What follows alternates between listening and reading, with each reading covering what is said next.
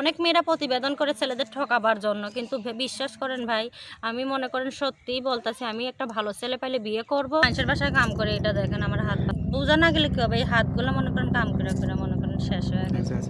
সুপ্রিয় দর্শক, আসসালামু আলাইকুম। দেশ ও প্রবাসে যে যেখানে আছেন আপনাদের প্রত্যেককেই শুভেচ্ছা জানিয়ে শুরু করছি আজকের প্রতিবেদন। আজ আমরা কথা বলবো এক অসহায় মেয়ের সঙ্গে, জানবো তার জীবনের গল্প। চলুন কথা বলি তার সাথে। আপু আসসালামু আলাইকুম। ওয়ালাইকুম সালাম। আপু আপনার নাম কি? মেঘলা। মেঘলা আপু, কেমন লাগে মেঘলা নাম মেঘলা দিনে? ভালো। এখন তো শীতের দিন, অবশ্য আকাশটা সবসময় একেবারে পরিষ্কার থাকে, মেঘলা মেঘলা থাকে না। তা কি অবস্থায়, কেন ওই ভিডিওর সামনে আসছেন? ভাই ভিডিওর সামনে আইছি, মনে করেন অনেক কষ্ট করে। মাটা অসুস্থ মানুষ, বুড়া মানুষ, গ্যারাম ট্যারাম করতে পারে না। সংসারে মনে করেন কোনো পুরুষ মানুষ নেই ইনকাম করার মতো। বাবা ছিল 7 বছর আগে, আর একটা মেয়েকে বিয়ে করে চলে গেছে। আচ্ছা আচ্ছা। আর এখন মনে করেন ছোট একটা ভাই আছে, ছোট একটা বোন আছে। ধরতে গেলে আমি মনে করেন ওদের চালাইতেছি। এখন মা তো গ্যারাম করতে পারে না, আমি তাদের দায়িত্ব নিয়েছি। খুব কষ্ট করে ইউটিউবের সামনে আইছি ভাই। তা আপনাদের সংসারটা কেন এরকম এলোমেলো হলো কেন? বাবা এরকম বা এরকম কি কারণে? বাবা মনে করেন আরেকটা মহিলার সাথে সম্পর্ক করার পরে আমার মায়ের তালাক দিয়েছে। তালাক দেওয়ার পরে মনে করেন আমাদের কোনো ইনকাম করার মানুষ নেই। মা যতদিন পারছে চালাইছে। এখন মনে করেন মা গ্যারাম করতে পারে না, হাঁটতে গেলে পা ফুলা যায়। প্রেশারের মানুষ, ডায়াবেটিস, মনে করেন অনেক রকমের রোগ। এখন ভাই ইউটিউবের সামনে আইছি, যদি একটা ভালো মনের মানুষ পাই যে আমাকে হেল্প করবে, আমাকে মনে করেন পাশে রাখতে চাবে, 2 বেলা ডাল ভাত যাই খাওয়ায়, মনে করেন আমার মাকে একটু দেখবে, ওরকম একটা মানুষ পাইলে আমি বিয়ে করব ভাই। আমি কোনো প্রেম টেম করতে চাই না, আমি ডাইরেক্ট বিয়ে করবো, বুঝছেন? এটাই ভাই। না, প্রত্যেক মা বাবারই তো স্বপ্ন থাকে সন্তান স্ত্রীকে নিয়ে ভালো সুখে শান্তিতে থাকা। তা আপনাদের মতো এরকম সুন্দর সন্তানের দিক তাকায়েও তো সংসার করা যায়। তা বাবা এই কাজটা কেন করলো? বাবাকে কি জিজ্ঞাসা করছিলেন? বাবা তো মনে করেন আমার আজ মনে করেন জ্ঞান হওয়া পর্যন্ত এই 7 বছরের মধ্যে আমার বাবার সাথে আমার কোনোদিন আর দেখা হয় নাই, বুঝছেন? উনি মনে করেন চলে গেছে ভারতে। এই 7 বছর আগে দেখছিলাম, আর এখন থেকে মনে করেন আর দেখি নাই। আচ্ছা আচ্ছা। তো সে আমাদের সাথে কোনো ফোনেও যোগাযোগ করে না, আমরা তার সাথে যোগাযোগ করতে চাইলেও সে আমাদের সাথে করে না। তাহলে ভাই কিভাবে মনে করেন কি করব? অনেক বলছি যে বাবা মাটা অসুস্থ, আমাদের খুব কষ্ট হইতাছে, খাওয়া খরচ। এইটার কথা বলার পরে বাবা বলছে কি, বাবার সাথে কথা বলার কোনো সিস্টেম নাই। সে অন্য মেয়ের সাথে সংসার করার পরে তার একটা বাচ্চা, 2টা বাচ্চা হয়েছে, ওরা নিয়েই থাকে। আমাদের কোনো যোগাযোগ নাই, আমাদের সাথে কোনো কথাবার্তা নাই। ঠিক আছে, আপনার এখন বিয়ের বয়স হয়েছে, বিয়ে শাদী করতে হবে। তা কেউ যদি ভালো একটা পরিবার আসে আপনাকে বিয়ে করতে, কেউ যদি শোনে যে বাবা আর একটা বিয়ে করে চলে গেছে, তাহলে কি আপনার মনে হয় ভালো কোনো পরিবার এসে বিয়ে করবে? সেটা তো ভাই মনে হয় তো আসবে না। তারপরেও ভাই অসহায়ভাবে পাই না দেখে ওরকম ইউটিউবের সামনে আসছি যে আমারে মনে করেন সব কিছু আমার খুলে বলছি, সব কিছু জানার পরে যদি সেরকম একটা মানুষ আমি পাই, তাহলে ভাই আমি আমার জীবনটা অনেক সার্থক হবে। এখনও আমার বিয়ের বয়স 17, মনে করেন 18 বছর চলতেছে ভাই। এই কিছুদিন পর আরও 1 বছর বেড়ে যাবে। আর ছোট ছোট 2টা ভাই বোন আছে, তাদের মনে এখন তো আমার বিয়ে করতে হবে। এখন তো আমি সারা জীবন বাপ মার বাড়ি পড়ে থাকি। সেটা একটা নারী বা একটা মেয়ের স্বপ্নই এটা, বা বিয়ে করে স্বামীর সংসার করে সুখে শান্তিতে থাকা। সব মেয়েরই কিন্তু মা বাবার ঘর ছেড়ে শ্বশুর বাড়ি গিয়ে স্বামীর ঘরটাই স্থানের ঠিকানা হয়। তো এখন কি আপনার এই যে বড় হয়েছেন, এখন কি মনে হয় যে বাবার কারণে আপনার জীবনটা এলোমেলো হয়ে যেতে পারে বা হয়ে গেছে? হয়ে গেছে ভাই। মনে করেন এই যে বাসা বাড়িতে কাম করি, কত জায়গায় কাম পাই, কত জায়গায় পাই না। কত সময় বিকালে খাইলে সকালে আর খাইতে পারি না। মনে করেন খুব অভাবিত বলতে কি আমাদের মতো আর অসহায় আমি মনে করি আর নাই। আমার মা অসুস্থ, আমার ছোট ছোট ভাই বোন আছে, আমার সংসারে পালার মতো কেউ নাই। তাহলে আমি মনে করেন অসহায় না ভাই?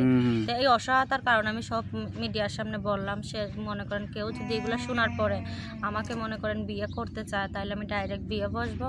কিন্তু আমার একটা কথা থাকবে, আমার মায়ের একটু সহযোগিতা করতে হবে। আমার মায়ের জন্য আমি মিডিয়ার সামনে আসছি। আপনার বিয়ে হলে তো আপনি বুঝবেন যে আসলে আমাকে সে একটু কম দেয়। স্বামী স্বামী শাশুড়িকে যদি থাকে, কেউ না থাকে অবশ্যই দেখে, সেটা সমস্যা হয় না।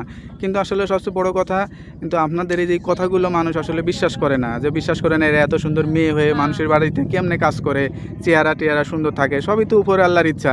কিন্তু আসলে এই কথাগুলো বিশ্বাস করতে চায় না যে এরা মানুষের বাসায় কাজ করে। এটা আসলে ভাই মানুষের বাসায় কাম করে, এটা দেখেন আমার হাত পা দেখে, হাতটা দেখে তো আসলে বুঝতে পারে না যে হাতটা সুন্দরী আছে। মনে করেন বোঝা না গেলে কি হবে, এই হাতগুলো মনে করেন কাম করে করে মনে করেন শেষ হয়ে গেছে। আর 24টা ঘন্টা মনে করেন মা অসুস্থ থাকে, মায়ের চিকিৎসার টাকা জোগাড় করতে পারি না। আর ছোট একটা বোন আছে প্রতিবন্ধী, কথাও বলতে পারে না যে ও কিছু করবে। মনে করেন আমার 3 বছরের ছোট, তো প্রতিবন্ধী, কথা বলতে পারে না। ছোট একটা ভাই আছে, চায়ের দোকানে কাজ করে 20-30 টাকা পায়, ও নিজের পকেট খরচ চালায়। ওর তো সেরকম জ্ঞান হয় নাই যে কাম করতে পারবে বড় ধরনের, ওরকম কোনোই নাই। তো ভাই আমি চাই আমার জীবনে এমন কেউ আসুক, আমার মায়ের একটা স্থান করে দিয়া, মনে করেন আমারই বিয়া করে, মনে করেন আমার একটু কম দেখ, আমার মাকে দেখুক, আচ্ছা সে মনে করেন আমার মায়ের কাছেও রাখতে পারে, কি তার কাছে নিয়েও সেটা, যেতে পারে, হ্যাঁ। শুধু আমার মায়ের একটু সহযোগিতা করবে, এইটাই ভাই। আমি আর কি বলবো, পড়ালেখা করার সুযোগ হয়েছিল নাকি? আমি পড়ালেখা করতে পারি না ভাই, ছোটকাল থেকে আমি পাশা বাড়িতে কাম করছি, গ্রাম আগে মনে করেন গ্রাম টেরাম করতাম মায়ের সাথে, মানুষের বাড়ি বাড়ি চাইল টাইল চাইতাম। এখন ভাই আর ওইভাবে যাইতে পারি না, এলাকার ছেলেপেলেরা ভালো না, বাজে মন্তব্য করে, তার জন্য ভাই পরের বাসায় কাম করি। ঠিক মতো মনে করেন কাম করলে 200 টাকা দেয়, আর না করলে মনে করেন কিছু দেয় না, একদলা ভাতও খাইবার দেয় না। 200 টাকা যতক্ষণ বাসায় আনি ততক্ষণ মনে করেন কাজ এই রান্না বান্না করি খাই। আর মা যেদিন গ্রামে যাইতে পারে কয়টা চাইল হয়, না হলে মনে করেন ভাই না খেয়ে থাকতে হয়, খুবই কষ্টে আছি ভাই। আরেকটা মানুষের কিন্তু ধারণা আছে যে বেদে মেয়েদেরকে অল্প বয়সে বিয়ে হয়ে যায়, তা যেমন আপনার এখনো বিয়ে হয়নি, এটা বিশ্বাস করতে চায় না। আরেকটা ধারণা যে এদের দিয়ে সংসার হয় না, এরা গ্রামে গ্রামে ঘোরে, এদের মন থাকে উড়ু উড়ু, মানে একটা ভয় কাজ করে, আতঙ্ক কাজ করে। এই বিষয়টা আপনি কিভাবে ভাই মূল্যায়ন করবেন? বিশেষ করেন আমি আমারও বিয়ে হয়ে যেত, কিন্তু আমি বিয়ে নিজেই করি নাই। আমার মনে করেন বেদেদের কাছে বিয়ে বলে আমার গ্যারাম করতে হবে, তারা আরেকটা বিয়ে করবে, তারে ছেড়ে আরেকটা বিয়ে করতে পারে, আমার তো খোঁজ খবর নেবে না। তাই আমি ভাই সংসারের অভাবের কারণে, মার অসুস্থতার কারণে বিয়ে করি নাই। চাইছি যে আল্লাহ এমন একটা মানুষ আমার জীবনে পাঠাক যে আমার মাকে একটু সহযোগিতা করবে, আমার মা একটু শান্তিতে আমার দ্বারাতে খাইতে পারবে, বুঝছেন। তাই আমার একটু কম দিলে আমার কোনো সমস্যা নেই ভাই। এইটার জন্য মনে করেন আমি মিডিয়ার সামনে সব কিছুই বললাম। বেদে মেয়েদের বিয়ে করতে ভয় পায় কেন মানুষ? আপনারা কি জানি আসলে না ভাই। ঠগায়? মেয়েরা কি আসলে ঠকবাজ না করে? ভাই না, ওরকম কোনো ঠকবাজ আমাদের ভিতরে না, কোনো আপনার মেয়ে কথা নেই। শুনে বা আপনাকে দেখে তো আসলে যে কারোরই মায়া লাগবে বা বিয়ে করতে চাবে, বিশ্বাস করবে, কিন্তু আসলে তারা আসলে ফোন দেওয়ার পরে বোঝে যে কে কিরকম বা কিরকম, মানে বাটপারি করে কিনা, এই ধরনের মন্তব্য কিন্তু ম্যাক্সিমাম অনেক লোকের ছেলেরা হয়ে গেছে। ভাই, অনেক ছেলেরা মনে করেন চিন্তা ভাবনা করে যে এই মেয়েরা মনে হয় এরকম করে চলে, কিন্তু আসলে না ভাই। কেউ কেউ অনেক মেয়েরা প্রতিবেদন করে ছেলেদের ঠকাবার জন্য, কিন্তু বিশ্বাস করেন ভাই, আমি মনে করেন সত্যিই বলতেছি, আমি একটা ভালো ছেলে পাইলে বিয়ে করব, আর সেজন্য আমার মাকে একটু সহযোগিতা করে, এইটাই ভাই। আর আমি মনে করেন আমারে কম দিলেও আমার কোনো সমস্যা নেই। জীবনে বড় হয়েছেন, অনেক কিছু বোঝেন, এখন বয়স হয়েছে মোটামুটি, মানে এত বড় হয়েছেন পর্যন্ত মানে আসলে কি ইচ্ছা ছিল যে যেটা পূরণ করতে পারেন নাই? ইচ্ছা তো ছবি ছিল, ছোট ভাইরে লেখাপড়া করাইতে পারলাম না, ছোট বোনের চিকিৎসা করতে পারি না। মনে করেন প্রতিবন্ধী ডাক্তারে বলছিল একটা অপারেশন আছে, ওইটা করলে ও কথা বলতে পারবে। এইগুলো তো আসলে বাপ মার মানে ইয়া করার কথা আর কি, হ্যাঁ, বাপ কিন্তু মার আপনি তো দায়িত্ব। বোন হিসেবে এত দায়িত্ব নিয়া বা এটা কি কি মনে করেন?